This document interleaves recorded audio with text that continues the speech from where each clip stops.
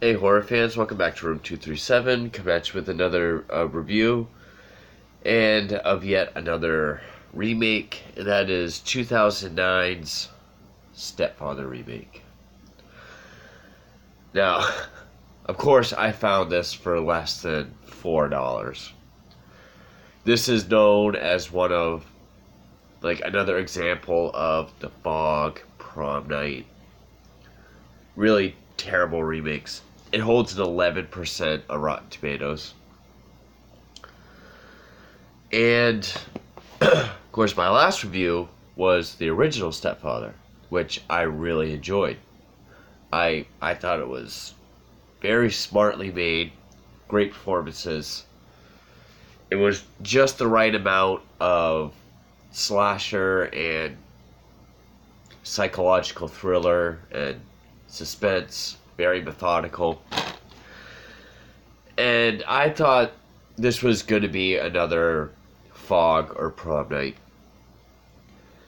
And I will say, even though I didn't think it was as bad as I expected,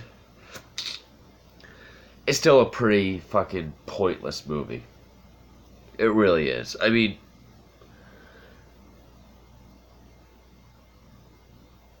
yeah, it says unrated director's cut, which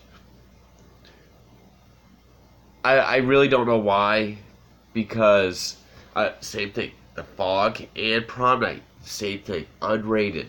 All three of them were released as PG-13 flicks. So I really don't know what they're adding, because it's still not really an R-rated film. So, yeah, I don't know what's so unrated director's cut about this or any of the other ones. I will say, of Dylan Walsh, who plays the stepfather, gave an okay performance. I mean, he was charming when he needed to be. He was intense when he needed to be. Granted, he was no Terry O'Quinn from the original. There's not much to this movie. It follows most of the same beats as the original. Whether it be just the way scenes play out, lines of dialogue, even things happening in the same places, like same settings, same rooms. The only thing they really change is, okay, instead of Washington, it's now in Oregon. And, it's a bigger family. Instead of a only daughter, there's 3 kids. One who is, 16, 17. The other 2 are kids. And the suspicious kid, the teen is a boy instead of a girl. That's really the only difference. And the amount of people that die. But this is one of those movies where it is just so convenient.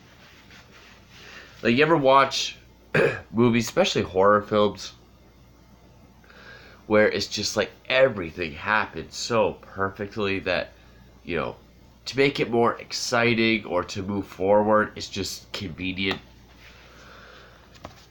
It's one of those.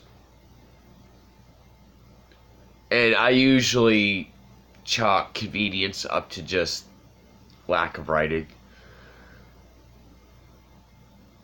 But, I mean, even the opening is almost exactly the same as the original. Only, instead of being an hour away from where the main events take place, it's at least in a different state. It's in Utah. But I thought this was funny. It takes place during Christmas, because it's like they're trying to make it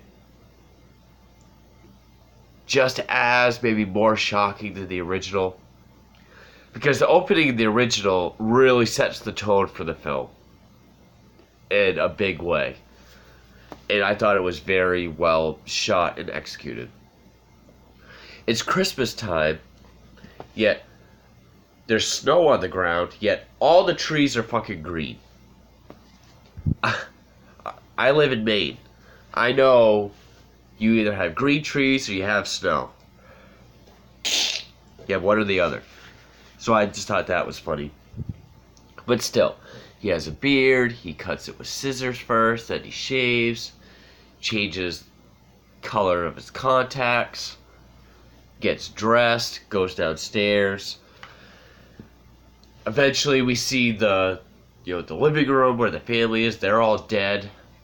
Of course there's no blood, which is funny because when he walks by the sink, there's a meat tenderizing hammer, a couple knives, I think a hammer, all covered in blood. Yet you just see like a couple holes in like the shirts with a little bit of blood.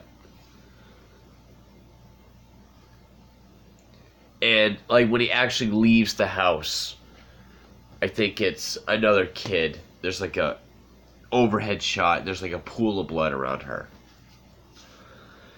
So yeah, this is even though it's unrated, it's still a bloodless slasher flick. Every kill is done by, suffocation, strangulation, or drowning. So, now, Stepfather, we actually see how he meets his new family. He's grocery shopping. He stumbles across, does even say, can't you remember the mom's name? The mom is played by Sella Ward, but okay. He comes across the Harding family. And, he gives the story about how I lost my wife and daughter to drunk driving accident a year ago. And then we jump 6 months later. They're already getting married. He's moved in. The oldest son has come home from, for the summer from a military school. He's a tough kid. He causes trouble. The ex-husband is actually still around in this. So we see, ex-husband drama in this. And it's basically, yeah. Dylan Walsh gives a decent performance. But, a lot of the stuff is exactly the same as the first one. They do some different stuff. Like, he kills this woman across the street, this old woman, this cat lady. Because she's kind of nosy, and she comes over one day and was like, oh, I heard, I saw on America's Most Wanted a mugshot that looked just like your new boyfriend, your new fiance. And she's like, okay, we'll talk about it later. So she goes away, then he goes over, he pushes her down the stairs, then he just plugs her nose. And he also... And you get small scenes, like the younger son's playing video games, the TV's really loud. And the mom calls out twice for him to turn it down, and he doesn't hear her. So he comes in, he's like, your brother said to turn it down. He like grabs him by the back of the neck and like pushes him down and like turns the TV down. But he really directs most of his awkwardness or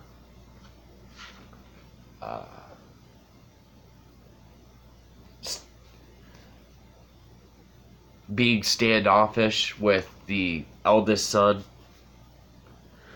whose girlfriend is played by Amber Heard,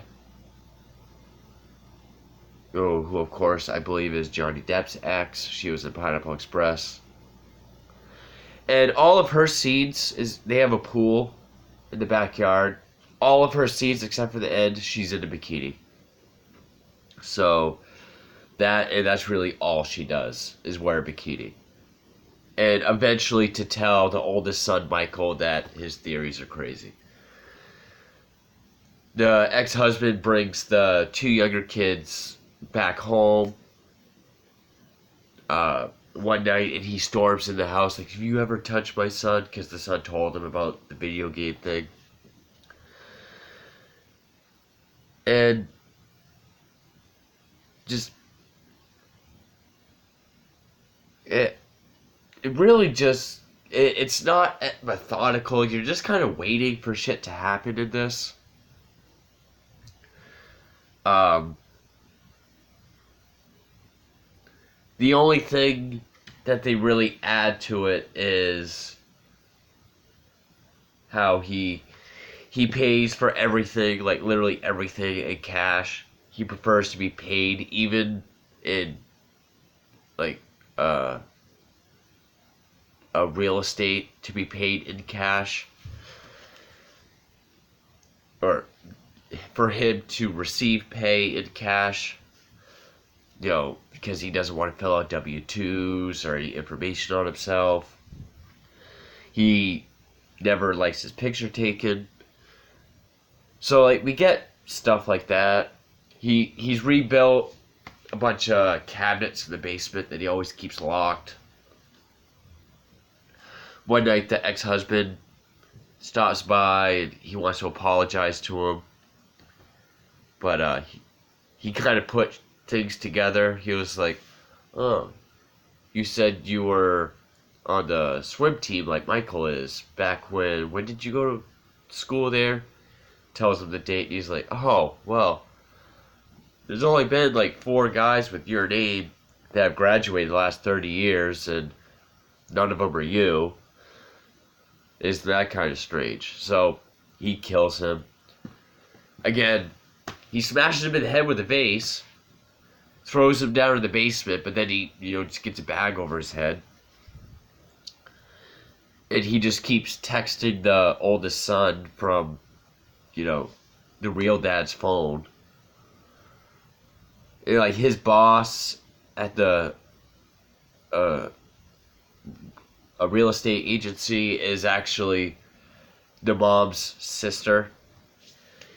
He kills her at her home. He drowns her in her pool because she keeps pressing him to fill out like tax information. And also he finds the email about how she contacted the ex-husband to do a background check on him. And there's no scenes like the original where he realizes that he might have slipped a little bit about something. There was one, like in the original, where Terry O'Quinn, he's pushing the girl on the swing, and he gets his daughter's name wrong from the previous family. She's like, "I thought you said your daughter was named..." That happens in this with the oldest son. He's like, "I thought you said your daughter's name was whatever." So, he takes it out on like a for sale sign. But there's no scenes of him in the basement like freaking out on himself. He just kind of gets really quiet, walks around the house. There was like one scene where he sharpened a whole box of pencils. There was the conversation about how not about his murder directly, but just a familicide in general. Like, "Oh, I heard this woman drove off a cliff with their kids." And it's actually the son that says, "What could bring someone to do that? Do that to their own children." And of course he says the line, maybe they disappointed her. You do have the "Who am I here?" scene towards the end. But it's not like the original. It doesn't have that bit like oh snap moment, like oh, he just said the wrong name. The wife caught on to it. It's like this loud build up. He's like, wait, who am I here again? And then she just like tells him, he's like, oh, David, right. Then he hits her. And of course, the final showdown is in the attic. People falling through, stepping off the beams. Which, because at first, he even kicks through a door that has a mirror on the other side. He gets stabbed with a shard of mirror in the neck. And then, like, the way he falls in the tub after being stabbed in the neck, he's, like, in the same position Terry O'Quinn was when, he fell down the stairs at the very end. So I was thinking, oh, well, it's a PG-13 movie. Maybe that's all we're going to get. But no, he gets up, then we have the shit in the attic, and the difference in the ending is he gets away at the end of this one. We actually see him sometime later with a bandage. He's working at like a Home Depot. And he finds another woman with 2 kids who's actually played by Siggy from Vikings, which is a great show. Siggy was a great character too. I didn't like her in the first season, but she became a really cool character. I love Vikings. And, gives her the whole lost my wife and daughter in a drunk driver. And then, freeze frame, it ends. With a horrible, like, modern, like, post-punk version, rendition of So Happy Together by the Turtles. There was one song I liked. I liked that song, The Funeral by Band of Horses. It was in an episode of Criminal Minds. The one where, at the end of it, Reed gets addicted to pills. There's one where Reed gets abducted. But it plays almost in its entirety while the son and his girlfriend are swimming, and then he just, like, pops up. So yeah, even where the original wasn't a bloody, gory slasher film,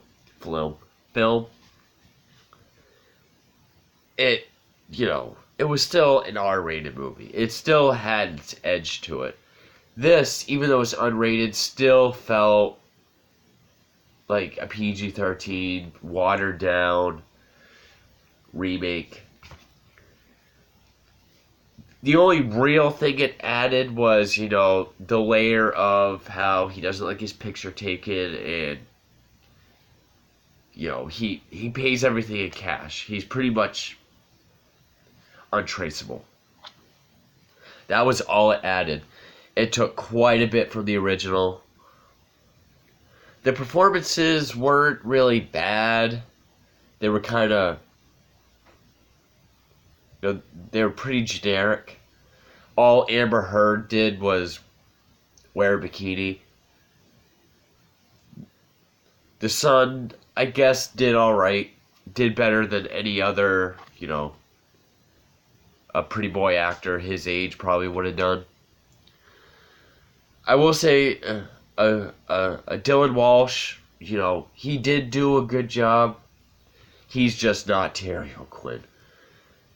So yeah, this is just another useless remake. Even though it wasn't as bad as I was expecting it to be, that didn't save it. It's still not really a good movie. I found myself bored just waiting for shit to happen a lot of the time. So yeah, just another pointless, why did it have to be made remake. Anyway, I really gotta blow my fucking nose. So yeah, fucking pointless. My next videos, I'm gonna do these as for an episode of Reslash. So stay tuned for that, and thank you for watching.